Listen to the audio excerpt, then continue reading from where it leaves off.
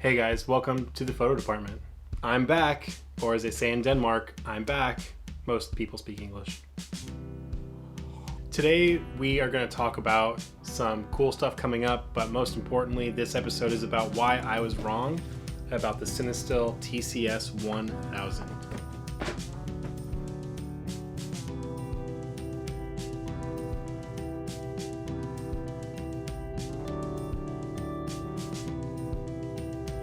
As a return to form, I am drinking coffee. It is a little bit later in the day, but I haven't had any coffee today. So I am drinking Mafinga Hills from Devout Coffee.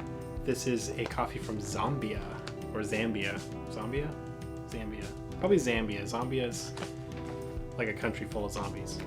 It's a really good coffee. I've never had coffee from Zambia before.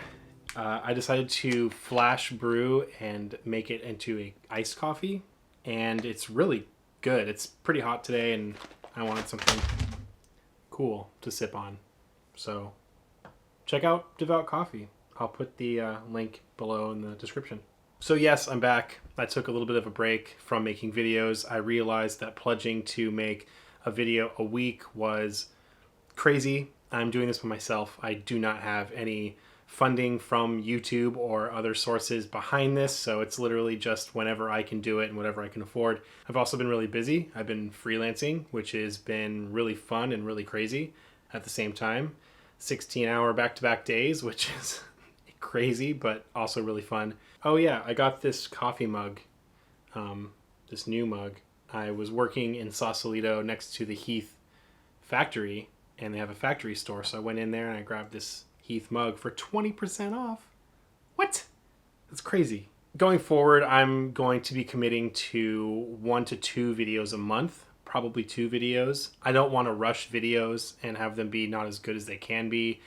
And I don't want to break myself, which has been the theme of this year so far. So we're going to go for more quality content. We're going to go for less frequently, but hopefully better stuff.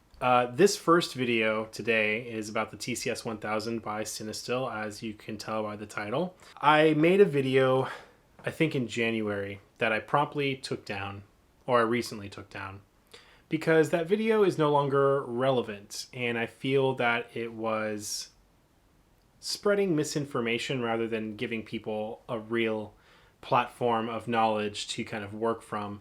And that was because I was really trying to get my honest opinion and honest experience out there without kind of tainting it with like CineStill talking to me or other people's experiences. I wanted to be as raw and real as possible. And I think I did that, but I also think I made some kind of critical errors that I think made the video miss the mark quite a bit. And I can be wrong. I like to own up to things when I am wrong. So I did take the video down, and I have been talking with CineStill ever since I made that video. They reached out to me, and first off, they were really gracious, and they really quickly replaced my unit with a new one. To give you some kind of background about what I'm talking about, I bought the TCS-1000 as soon as it came out.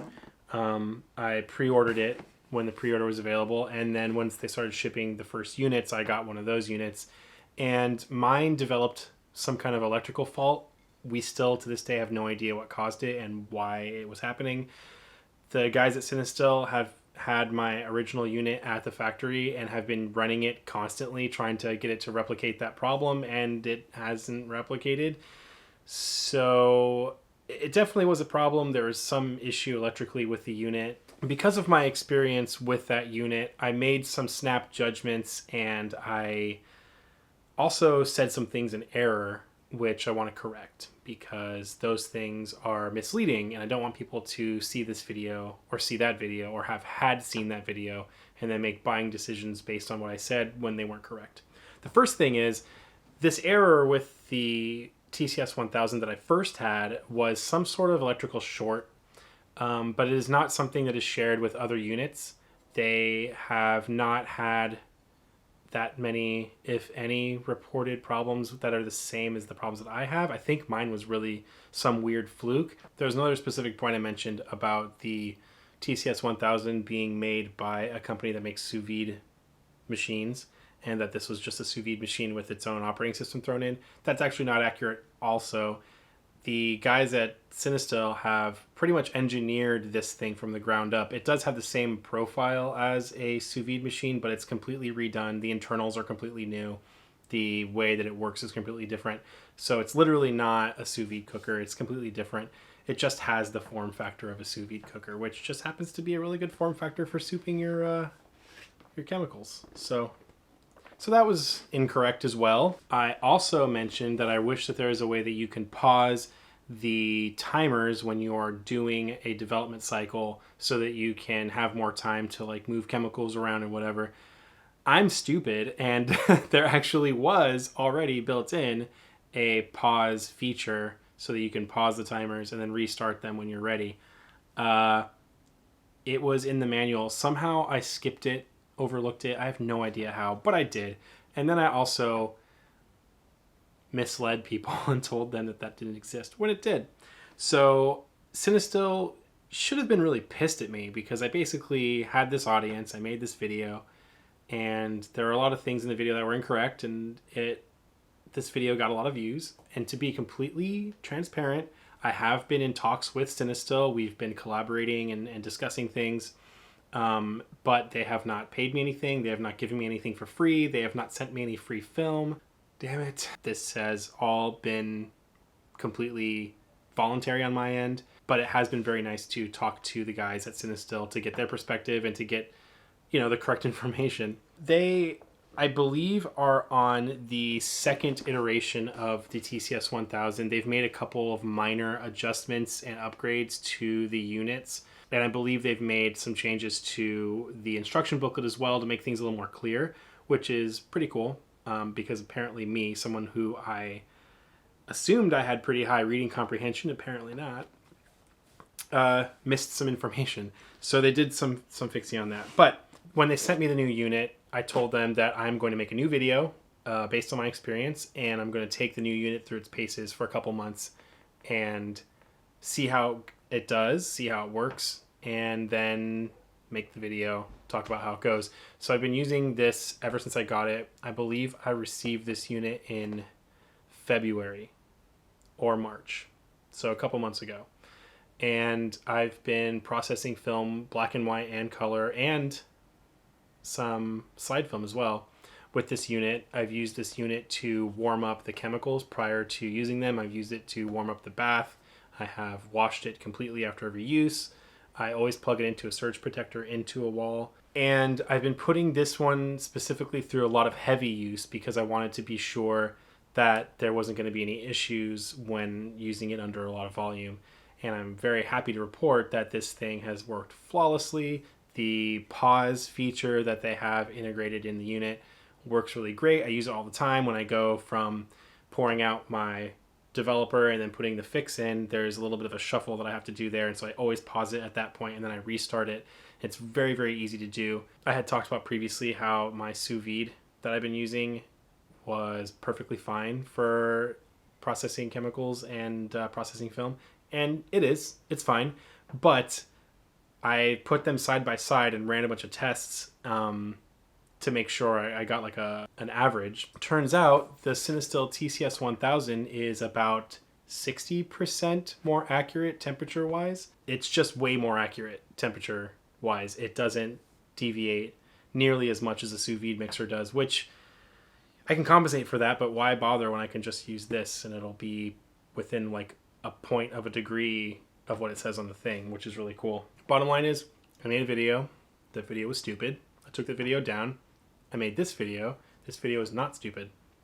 I want to thank CineStill for being cool dudes and not cursing me out and telling me I'm a piece of shit, because I totally am for that first video. That was totally not a well thought out video. I want to thank them for being so great and replacing my original faulty unit with a new one so quickly. And I want to thank them for giving me the time to put it through its paces and then give my final opinion. I will say that if you are going to be doing home color or black and white processing of film, you need to buy the TCS-1000 because it takes so many of the things that are kind of guesswork when it comes to doing this completely away and puts it all in one unit, and it's very, very easy. Like I said, I'm not being paid or sponsored by these guys whatsoever. I've tried. They're not gonna do it. So all of the things that I'm saying now, these are my own opinions. So that unit, the TCS-1000, is awesome. You need to buy one. Yeah. Thank you guys for watching. This video was sponsored by coffee and by being very tired and my haircut. Also, this video is sponsored by this massive zit on my chin. 33 years old and I still get zits. So don't feel bad if you have blemishes or zits ever. 33-year-old guys like me still get them. Even though I'm using the Aesop skincare shit and I'm washing my face, what's going on? I have some very cool stuff coming up.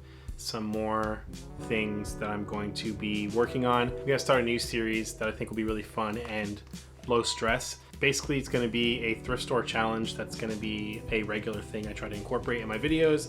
I'm gonna be buying cheap cameras from thrift stores that I find all over the place. And no matter how crappy or cheap or shitty they seem, I'm going to put a roll of film in them and let you guys see what I can do with these crappy cameras. I'm gonna be doing that.